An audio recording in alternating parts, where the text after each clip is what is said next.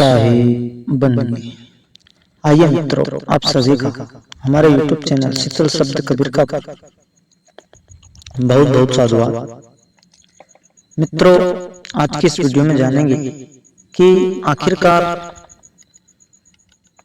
भगवान विष्णु श्याम वर्ण के क्यों हैं, अर्थात उनका रंग काला क्यों है। कृष्ण जी भी उन्हीं के अंश अवतार हैं, वो भी काले क्यों हैं। भगवान राम वो भी काले क्यों, इसका क्या कारण है। क्योंकि स्वयं भगवान विष्णु ही काले हैं, तो उनके अंश अवतार भी श्याम वर्ण के हैं। किंतु काला होना, श्याम वर्ण होना, ये तो ठीक है, आम बात है मित्रों। किंतु इसका मेन कारण क्या है, इसके पीछे की वजह क्या है, वही आज के इस वीडियो में जानेंगे मित्रों। बात तब की है मित्रों, जब परम पुरुष ने, सदगुरु कबीर साहब ने निरंजन देव को श्राप दिया था कि तू 1,00,000 जीव नित्य भक्षण करेगा और 1,25,00,000 उत्पन्न करेगा, और अपने परम धाम सतलोक से निष्कासित कर दिया था। गलती यह थी कि निरंजन देव ने अपने बड़े भाई कुरुम जी का एक शीश काट दिया था। और दूसरी गलती, पहली गलती तो साहब ने क्षमा की थी, किंतु दूसरी गलती मित्रों, जब परमेश्वर कबीर ने जगत जननी को कुछ आत्माएं देकर के निरंजन को सौंपने को कहा, तब निरंजन देव जगत जननी पर मोहित हो गए और उन पर झपट पड़े और उन्हें निगल लिया। यह बात जब परमेश्वर कबीर साहब को पता चली, तो साहब ने सोचा कि यह हमारा पंचम सबद पुत्र है और इसने पहले भी गलती की है, अपने बड़े भाई कुरुम का एक शीश काट दिया था, और अब दूसरी गलती फिर की है इसने, यह क्षमा योग्य नहीं है। इसलिए साहब ने उसे परम धाम सतलोक से निष्कासित कर दिया। वो अपने 21 ब्रह्मांडों सहित उसे वहां से शून्य से फेंक दिया, सतलोक से फेंक दिया, और कहा कि जा तू 1,00,000 जीव नित्य रोज के भक्षण करेगा, वह 1,25,00,000 उत्पन्न करेगा। यह श्राप साहब ने दिया, और तभी से जगत जननी भी, मास्टंगी भी उसी के साथ है।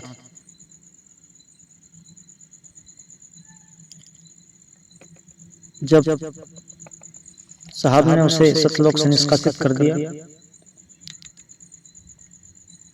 तो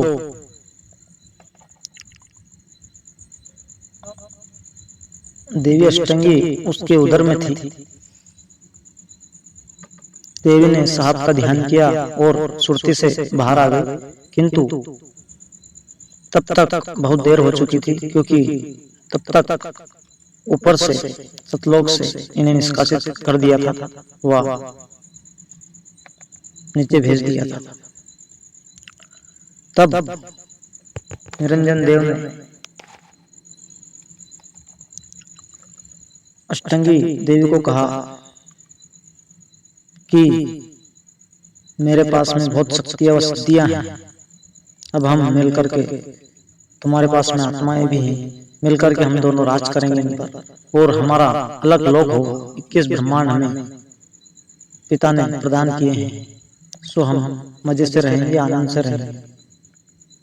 तब देवी ने समझाया कि देखो, आप रिश्ते में मेरे बड़े भाई हो, क्योंकि आप और मैं उसी परम पुरुष की संतानें हैं, सबद से उत्पन्न हुए हैं। दूसरी बात, आपने मुझे निगल लिया था, मैं आपके उदर से बाहर आई हूँ, तो दूसरे नाते में आप मेरे पिता हो। तब भी निरंजन देव नहीं माना और कहा कि नहीं, तुम मेरी अर्धांगिनी बनो और मैं तुम्हारा पति। हम मिलकर के इन जीवों पर, आत्माओं पर राज करेंगे और यह भेद किसी भी जीव को नहीं देना, इस भेद को गुप्त रखेंगे। तब देवी ने पुनः समझाया कि देखो, मेरी बात सुनो, यह पाप है। फिर देव निरंजन ने कहा कि पाप पुण्य का मैं ही करता धरता रहूंगा, मैं ही करता धरता हूं, जो कुछ है सब मैं ही हूं। तब देवी भी देव निरंजन की बात से सहमत हो गई और उन्होंने मिथुन सृष्टि की।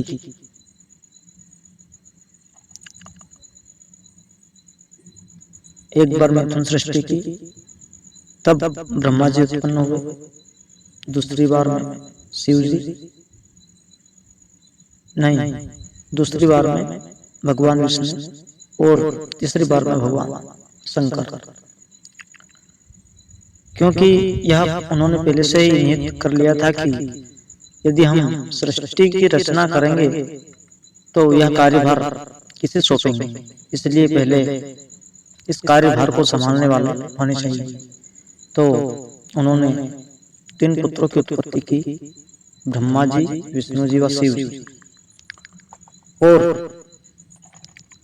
निरंजन देव देवी अष्टंगी को राजपाट सौंप करके शून्य में समा गए और कहा कि हे देवी, तुम मेरा भेद किसी को नहीं देना और ना ही मैं दूंगा, यह भेद गुप्त रहेगा। मेरे तीनों पुत्रों को भी मेरा भेद नहीं बताना। मैं शून्य में समा रहा हूँ, वह मन रूप में सभी जीवों के साथ में रहूंगा और कोई भी जीव इस भवसागर से, हमारे चुंगल से पार नहीं हो पाएगा। तो मित्रों, इस प्रकार से मन व माया किसी भी जीव को पार होने नहीं देते हैं। वो तो उन परमेश्वर कबीर साहिब की कृपा और दया यदि किसी जीव पर हो जाए, वही जीव मन और माया को लांग करके अपने परम धाम सतलोक जा सकता है। इसके आगे मित्रों,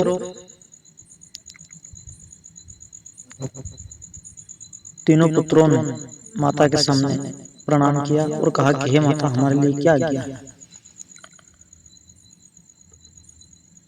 तब माता ने कहा कि जाओ पुत्रों, समुद्र मंथन करो। समुद्र मंथन किया गया। एक बार में वेद मिले और वेद ब्रह्मा जी को दिए गए। फिर कहा कि माता क्या आज्ञा है। फिर माता ने कहा कि जाओ पुत्रों, फिर से समुद्र मंथन करो। फिर समुद्र मंथन किया गया। तो मित्रों, 3 कन्याएं मिली।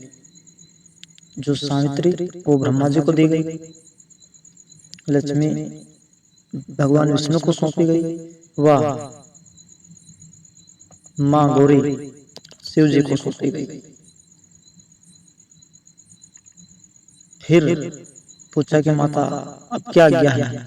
माता ने फिर से समुद्र मंथन के लिए भेज दिया। तब उसमें से हलाहल विष निकला, उस शिव जी को दिया गया। उसका पान शिव जी ने किया।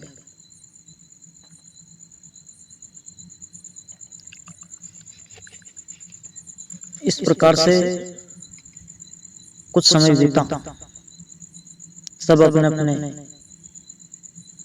भवनों में, लोकों में विराजमान थे, किंतु ब्रह्मा जी वेदों को पढ़ रहे थे, उन वेदों में कहा गया, लिखा है कि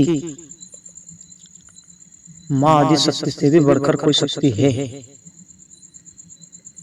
तब यह बात ब्रह्मा जी ने भगवान विष्णु को बताई और शिव जी को भी बताई कि हमारी माता कहती है कि जो कोई भी है वो मैं ही हूँ, मेरा आगे कोई शक्ति नहीं है। फिर वेद में ऐसा क्यों लिखा गया? क्योंकि वेद तो समुद्र मंथन से प्रकट हुए हैं और ये वेद भी मित्रों निरंजन देव ने ही प्रकट किए हैं।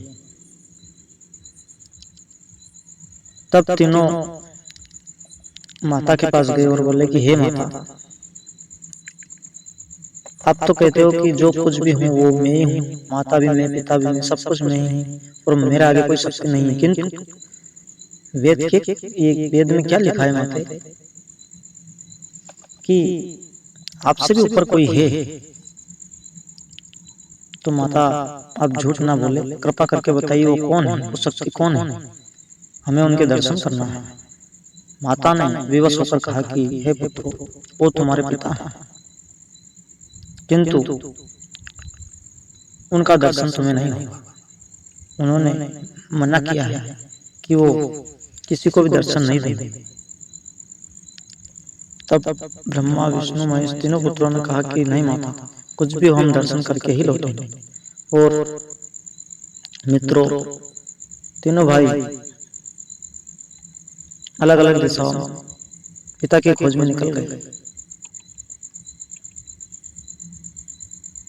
पाताल लोक में विष्णु जी गए, आकाश लोक ब्रह्मा जी व शिव जी भूमि पर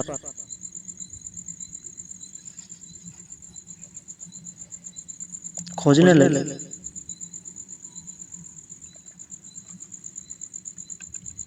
भगवान विष्णु जब पाताल में गए मित्रों, उस समय ये खोजते खोजते बहुत नीचे चले गए जहाँ नागलोक है। इनका प्रवेश नागलोक में हुआ और नागलोक में उस समय कालिया नाग ने इन्हें फुंकार मार दी। उस जहर के कारण से इनका पूरा बदन श्याम वर्ण हो गया। तब इन्हें क्रोध आया और ये युद्ध के लिए तत्पर हुए मित्र। किंतु आकाशवाणी हुई, निरंजन देव ने आकाशवाणी की और कहा कि नहीं, तुम्हें इनसे यहाँ पर युद्ध नहीं करना है। आगे आने वाले समय में जब द्वापर युग धरती पर लगेगा, उस समय तुम्हारा कृष्ण अवतार होगा और उस अवतार में आप यमुना नदी में बाल सखाओं के साथ खेलेंगे और तुम्हारी गेंद यमुना नदी में गिर जाएगी और उस गेंद को लेने के बहाने तुम यमुना के अंदर प्रवेश करोगे और तब तुम अपना बदला ले लेना। तो मित्रों तुम्हें द्वापर युग की कथा याद होगी, कहानी याद होगी कि जब बाल सखाओं के साथ में कृष्ण जी गेंद खेल रहे थे और वह गेंद यमुना में जा गिरी थी, तब भगवान कृष्ण ही उस गेंद को लेने के लिए गए थे और वहां पर क्या हुआ, कालिया नाग और कृष्ण जी के मध्य भयंकर युद्ध हुआ। तब कृष्ण जी ने अपना बदला पूरा किया और कालिया नाग को हार माननी पड़ी और क्षमा याचना की। तो मित्रों इस कारण से भगवान विष्णु का रंग काला है। मित्रों इस वीडियो में बस इतना ही। यदि हमारे द्वारा प्रस्तुत किया वीडियो आपको पसंद आया हो और सत्य लगा हो तो कृपया हमारे चैनल को सब्सक्राइब करें और वीडियो को लाइक जरूर करें। शाही बंदी।